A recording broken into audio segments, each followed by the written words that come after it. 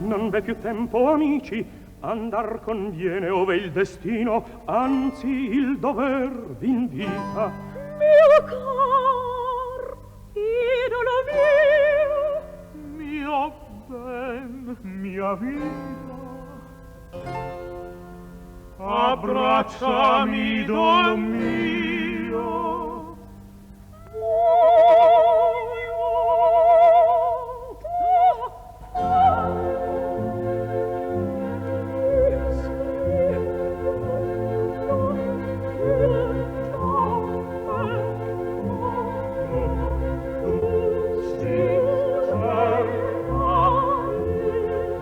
Io crepo se non rido.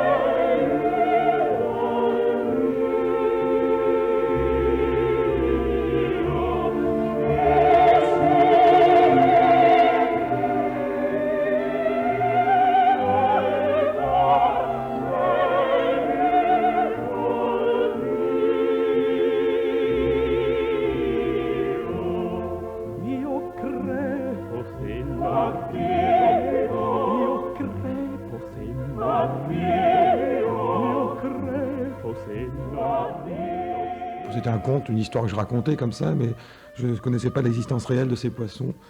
Et Jean-Paul Marchand, qui est un ami, et un zoologue obstiné, m'a fait découvrir qu'en fait, il existait vraiment une race de poissons particulière qui vivait dans les abysses profonds de la mer, et qui avait une particularité, c'est que la femelle était énorme et le mâle tout petit.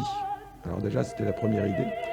Ensuite, on s'est aperçu, en faisant des recherches à la bibliothèque du Muséum d'histoire naturelle, que dans cette famille-là, les cératidés, le mâle vivait en parasite complet de la femelle. Son système respiratoire va se dégénérer, son système circulatoire de même.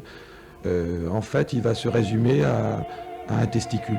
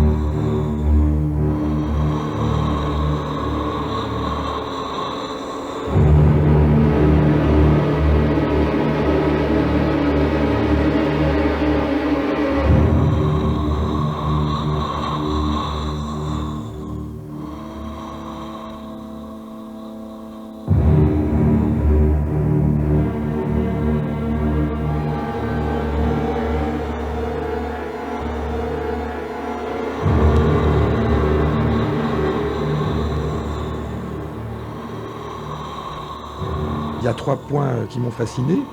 Ces poissons vivent dans des profondeurs, je disais tout à l'heure, des abysses, à peu près à 1500 mètres en dessous de la surface de l'eau. Donc il faut des ascenseurs pour aller les chercher. Et on a trouvé l'existence de ces poissons dans le ventre de cachalot. Le cachalot est un des rares cétacés capables de résister aux pressions qui existent dans ces profondeurs. Je fais un résumé un peu de ça. Les œufs éclosent à la surface de l'eau. On va passer par 9 métamorphoses. Alors de ces œufs sortent des larves, mâles et femelles mélangées. Ces larves, en se nourrissant, vont descendre de plus en plus. Il va y avoir une dégénérescence de certains organes, comme la vue, l'œil va se dégénérer, ils vont devenir complètement aveugles. Et par contre, il y a d'autres choses qui vont pousser. Par exemple, les nageoires dorsales vont se transformer, vont devenir une espèce de tige dans le front de l'animal qui va servir de leurre. Petit à petit, les poissons descendent. Au bout d'un moment, au moment qui correspond à la maturité sexuelle, le mâle, le petit mâle, va se fixer à une grosse femelle. Donc, comme je disais tout à l'heure, une excroissance cutanée Et à partir de ce moment-là, il va rester fixé jusqu'à sa mort à la femelle. Alors la femelle va être... C'est des poissons qui mangent beaucoup. Alors entre chaque période de frai, la femelle est atteinte de boulimie. C'est-à-dire que sa seule préoccupation, c'est manger. Mais en même temps, elle nourrit le mâle accroché sur son dos, on pourrait dire. Et au bout d'un moment, elle cherchait la zone de frai. Parce que les poissons ne peuvent frayer qu'à des lieux particuliers. Il faut des lieux d'oxygénation, de salinité de l'eau, etc., particuliers de température.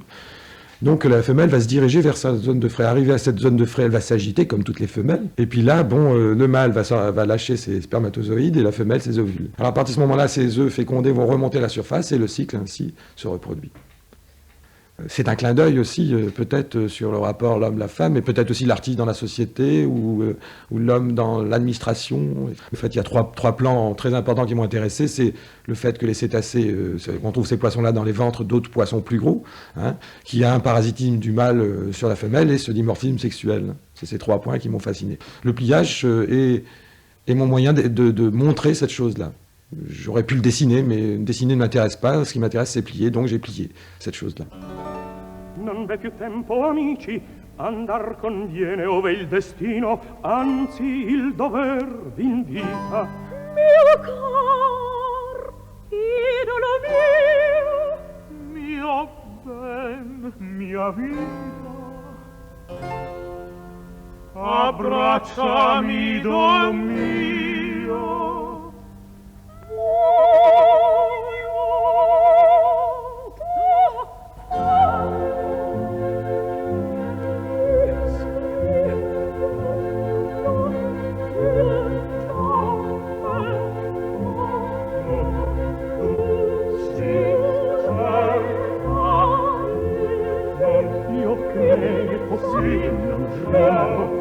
Io crepo se non